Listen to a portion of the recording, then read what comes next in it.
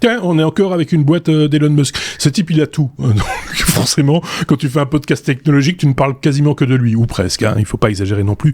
On parle de SpaceX cette fois-ci avec Sébastien, qui pourrait se prendre un mur. C'est en tout cas ce que Elon essaye de faire comprendre dernièrement. C'est que ça se passe pas bien. Ça se passerait pas bien. C'est ça, mais tu me lances un truc, il y a un sujet qui mérite presque un débat, je sais pas si tu te rends compte, mais dans les techs, on a un culte de la personnalité qui est important, que tu n'as pas du tout dans les autres milieux. On parlait dans un autre sujet de l'automobile. Il y a quand même un culte voué à des gens comme des fabricants comme Ferrari, Mais on connaît tous les dirigeants de toutes ces boîtes tech. Alors tu sais qui est le dirigeant de Mars, de Pepsi, de Coca, etc. C'est tous les gens qui sont dans l'ombre. Et donc il y a toute une série de secteurs. Ici, nous, mais souvent, ce sont souvent, ce sont des boîtes. Je disais Henry Ford par exemple, parce que ce sont des gens qui ont créé la marque, c'est comme Renault ou Peugeot. Sont des gens qui ont créé la marque, qui sont à l'origine de la marque, qui ne sont pas devenus CEO simplement parce que par copinage ou parce que ils ont fait des hautes études commerciales. Et puis voilà. Oui, il y a un culte. Okay. Il y a un culte. Voilà. Et il y a un culte Elon Musk, comme il y en avait pour Steve Jobs, comme il y en avait pour Bill Gates, etc. Il y a un culte. Et il en joue très bien. Et Elon, et ici encore, c'est un bon coup de marketing, c'est un marketeur hors pair là-dessus. C'est qu'effectivement, il annonce une lettre à ses employés qui a évidemment fuité. C'est attention, SpaceX, on va se prendre le mur parce que le moteur Raptor, ça va pas, ça marche pas. Alors les explications en 2-3 petits mots. C'est un moteur, je connais pas le type de moteur, si au méthane, mais bon, je ne suis pas un ingénieur, donc il m'aurait dit qu'il fonctionnait au pet de vache, c'était pareil, mais c'est plus ou moins ça, c'est au méthane. Oui, c'est vrai. Tu vois, tu vois. Donc tu vois, il y a quand même encore des trucs. Et il dit effectivement, notre moteur, il est tout pourri, il marche pas, et il y a une série de têtes qui sont parties de SpaceX il y a quelques mois, et ces têtes sont parties, et depuis on a commencé à gratter, et sous le tapis, il y a quand même beaucoup de trucs, et le moteur il fonctionne pas. Et donc, il arrive, il continue dans sa petite lettre, et dit, les gars, il faut revenir tous au bureau. Il faut mettre les bouchées doubles, il faut travailler des heures supplémentaires. Si vous avez des problèmes en famille, ok, je peux comprendre. Sinon, pour tous les autres, hop, retour au boulot. Puis ça, il y a des problèmes. Même moi, il a fait même moi, c'est le premier week-end de congé que j'allais prendre. Depuis très longtemps, je l'annule et je vais travailler à l'usine sur le Raptor. Donc tu vois, il a un petit ton moralisateur et en même temps ça passe super bien.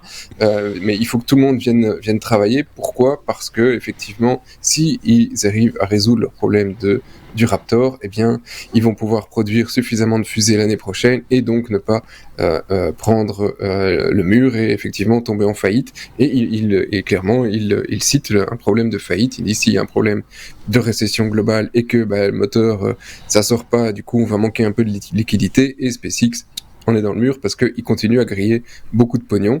Même s'il a fait plein d'autres trucs, s'il y a les satellites, s'il y a les satellites pour tout ce qui est Internet par satellite qui se propage, il y a quand même, on connaît des Belges qui l'utilisent, donc c'est pas un truc de 3 pelés aux États-Unis, donc ça marche. Donc il a des sources de revenus, certainement pas assez par rapport à ce qu'il grille dans SpaceX, mais en même temps, il t'annonce qu'il va faire un vol orbital en début de l'année prochaine. Donc, tu vois, c'est parfois un peu difficile de lire entre les lignes dans réellement quelle est la situation de SpaceX aujourd'hui. Quand tu reprends par le passé, il a fait la même chose avec Tesla, plus d'une fois, et une fois un peu plus fort, et effectivement, maintenant Tesla c'est $1 milliard, un trillion de dollars.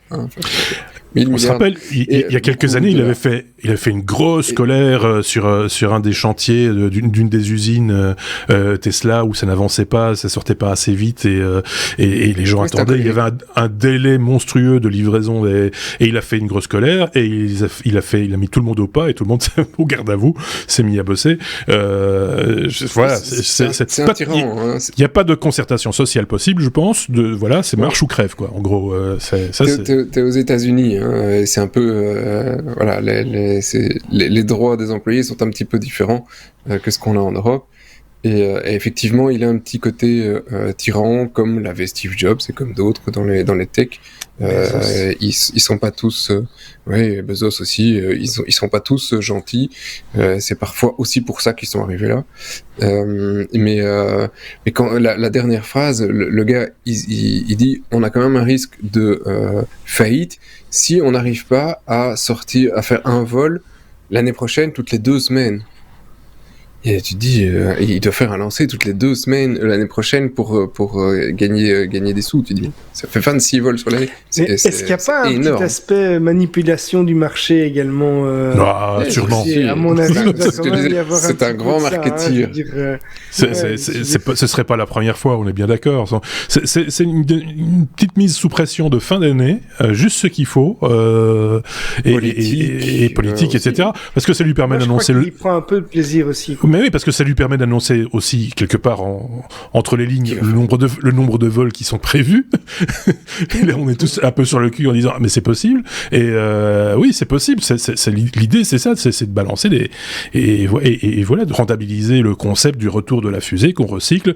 Un coup de Karcher, on la remet sur le pas de tir et on renvoie un satellite ou des gens dans l'espace et hop, et rebelote, comme on dit. Il a une manière de manipuler les médias qui est extraordinaire. Voilà. Effectivement.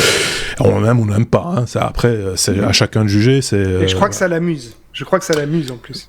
Oh, sans doute, oui. Enfin, c'est un petit côté narcissique, pervers narcissique, sans doute aussi quelque part.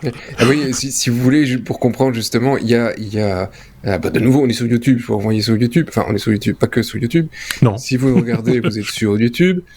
Il y a des vidéos qui ont recirculé dernièrement de lui, où il reçoit une bagnole de luxe.